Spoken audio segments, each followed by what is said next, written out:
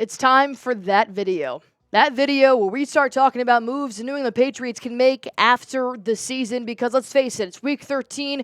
We're not going to the Super Bowl. So let's talk about some free agent targets the Patriots could possibly acquire ahead of the 2024 NFL Draft and see which positions we really need to fill right now. I am your host, Allie Barefoot, and I have a question for you guys before I jump into this. Who is your top NFL free agent target for New England specifically? Are we looking at T. Higgins as a wide receiver? Are we looking at somebody in the secondary for defense? Maybe an edge rusher, a linebacker, an offensive tackle? You guys let me know. Drop your knowledge in the comment section down below, and let's go ahead and jump into it.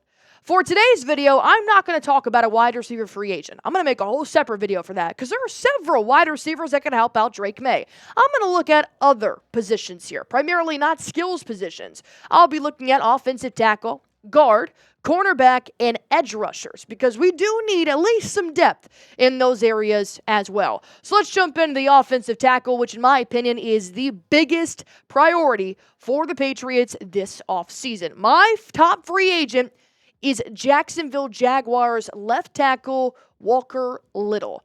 I do think that Little will immediately improve this offensive line. And, he's not old. You can definitely have a lot of room to grow. You can make him in a left tackle that you would like him to be. But so far, these PFF grades just completely knock out of the park any PFF grades that our offensive linemen have right now.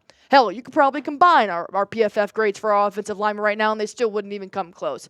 I kid, but nonetheless, 67.9 is his overall grade. His pass block and his run block is even better. I'm a little weary on the pass block not being as strong as his run block because obviously we want to allow Drake May to throw the ball a little bit more. But honestly, with Ramondre Stevenson getting tackled pretty much every single time behind the line of scrimmage, yeah, he could use a little extra help as well.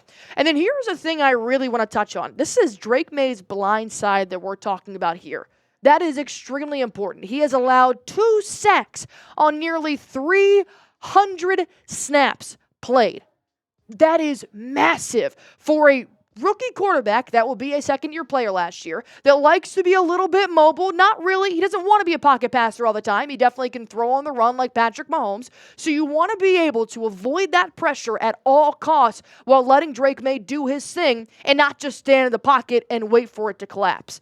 And Bleacher Report agrees with me as well. Kristopher Knox saying it can take a while for offensive linemen to develop in their potential in the NFL. Walker Little is set to hit free agency this offseason, but is just now starting to showcase his potential as a starter. The 25-year-old was good enough that the Jaguars traded Cam Robinson at the deadline. So you do have to think that if you're getting rid of Cam Robinson, you have faith in Walker Little. And I don't have faith in any of our offensive linemen right now, so that's already a step ahead. He will be coming off a $7.6 million rookie deal, so he will be looking for something and probably a place to stay for quite some time. So I think this is the perfect opportunity to take a guy that is now starting to gain his footing in the NFL, craft him into the player that you want him to be on the offense, and then pay him because you have over $40 million in cap space right now.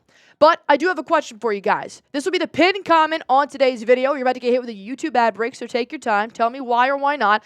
Do you want an offensive tackle or do you want a guard more in free agency? I'll talk about it in just one moment.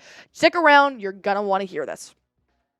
My top free agent for a guard is going to be Trey Smith. You know him. You love him. Producer Joey is getting some love for Trey Smith here because he's absolutely dominant. I mean, he is blocking one of the best, if not the best, quarterback in the NFL right now, the Patrick Mahomes for the Kansas City Chiefs. 66.8 pass block, 81.9 run block, 79.5 overall. And if you're just kind of confused by these grades, let me break it down for you. He's a top 10 guard in the NFL. That's all you need to know. That's the number you need to know right there. The only issue with Trey Smith is that when you are a top 10 guard in the NFL, you want to get paid like one. Well, right now, he's making nearly $4 million a year, but in free agency, he's going to be looking for that bag. He's going to want to be that top guard that's making about $20 million a year. He may be seeking upwards of a $100 million contract over a certain amount of time. Pay him. He's worth it, especially when you have the future of your franchise being protected by nothing right now. If Trey Smith does hit that free agency market, which there is no guarantee it will be an open bidding war, but I do think you will go toe-to-toe with the Arizona Cardinals, who have already had reported interest in somebody like Trey Smith. And believe me, when you have a top 10 offensive lineman, which are very hard to come by entering into free agency, if the Chiefs don't pay him, the Cardinals are looking to. You may need to bid against other teams, and I think it's worth it. Elliot Wolf, if you want to be the GM, guess what you do? You land Trey Smith.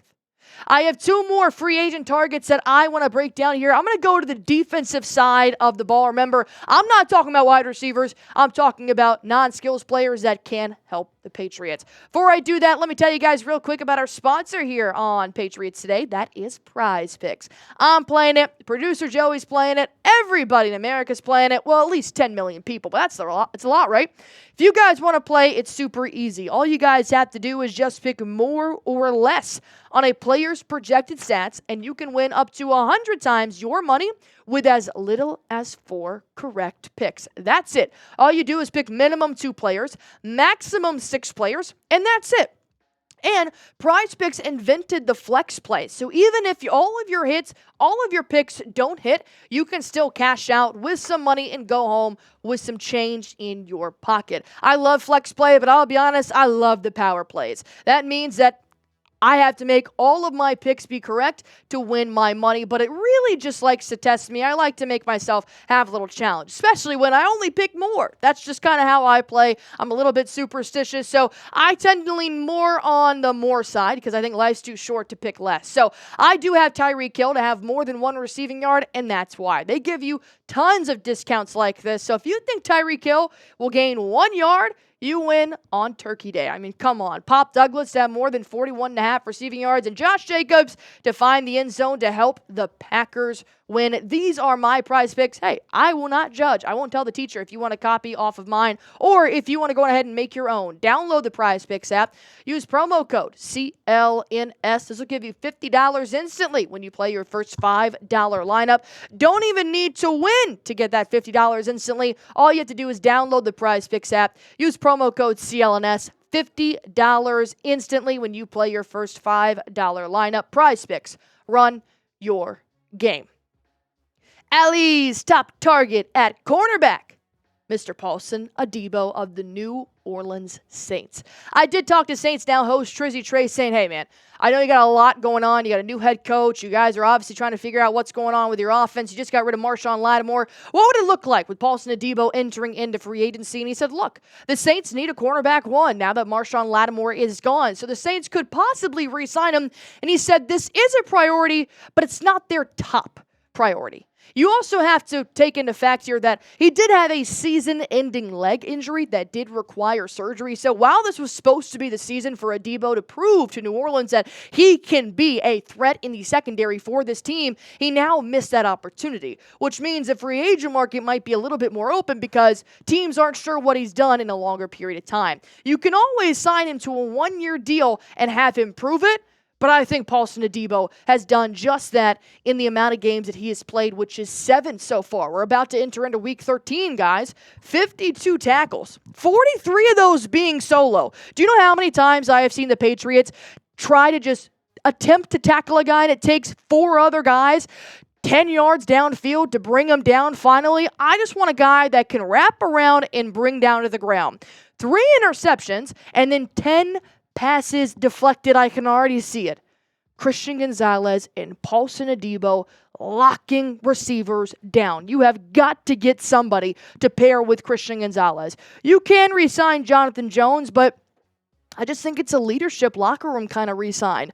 He has proven that he cannot be the same caliber of player as Christian Gonzalez. So while you're locking down Tyreek Hill, that's great. Guess what? Jalen Waddle just had a career high on you because nobody's covering him. Paulson Adebo. I think it could be a really good signing. But that's just me. The reason why we had this channel is that I talk, you talk, and then we talk about it. Sign Paulson Adebo in free agency. Type S for sign. Type P for pass. Let me know in the comment section down below what you guys are thinking. I'm all on board. But let me know what you guys think. Let's give some help here to the 3-4 front, right? My top target as an edge rusher is going to be Azeez Ojulari. I know he's playing for the New York Giants right now, who are probably tied for the Patriots as one of the worst football teams this season. But when you look at a guy like Azeez, I do think that there is still a lot of potential for the fourth-year player. And I do think that with the Patriots 3-4 front, it is one of our stronger suits. It's not saying much, but it is. And I do think that if you pair him with Devon Godchaux and Keon White, you can maybe even use Azeez as a backup player, but he'll be looking for a starting role as he's not one right now for the Giants.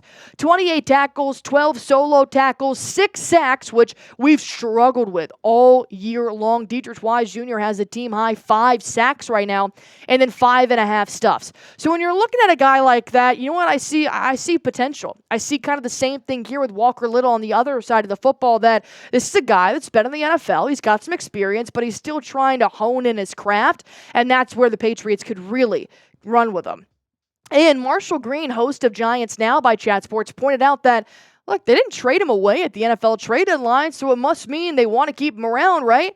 Well, not necessarily. Yeah, the Giants might re-sign him, but if they can offer him a starting spot in New England, I think Azeez would much rather play all 17 games than be in the back of the depth chart. And like I said, you can always use some help with Keon White. He started off the season extremely hot, 4 sacks in 2 games, and then after that it was just flatline. I mean, yeah, I see him. His blitzing is incredible. His pressure to quarterbacks is also great, but does he ever really get there? No. So maybe if the other edge is bringing in pressure, it can force him right into Keon White's hands, and the rest is history.